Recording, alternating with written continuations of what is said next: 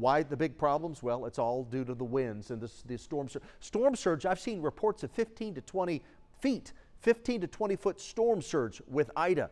Right now, Ida ties for the strongest hurricane to make landfall in Louisiana. There it is. The winds were 150.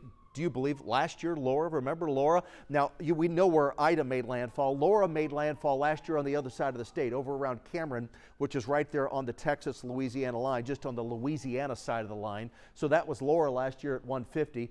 No one remembers this, but the history books do. Back in 1856, winds of 150 with the last island hurricane. Betsy, back in 1965, had winds of 130. The storm they call the Great October Storm, 1893, had winds of 130. And there's Katrina.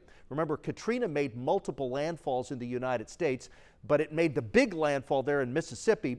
But before that, it clipped part of Louisiana. And at that time, it had winds of 125 miles per hour. Look at this. You can still see the center of circulation. You can still see the eye with this storm.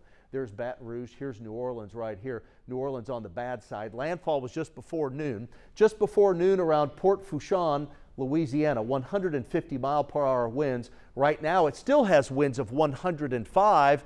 And look at the gusts. The city's seen 90 mile per hour. I mean, we're looking at anywhere from 50 to 90, almost 100 down here to the south. So, I mean, a horrible situation tonight with the winds. 4 to 9 plus inches of rain has fallen. Another 4 to 6 inches of rain will fall as we head through the rest of tonight in this part of the state of Louisiana. The system moves off to the north. They're drying out in New Orleans tomorrow. Mississippi, Tennessee. It is a bad, bad deal for all of these places across the deep south.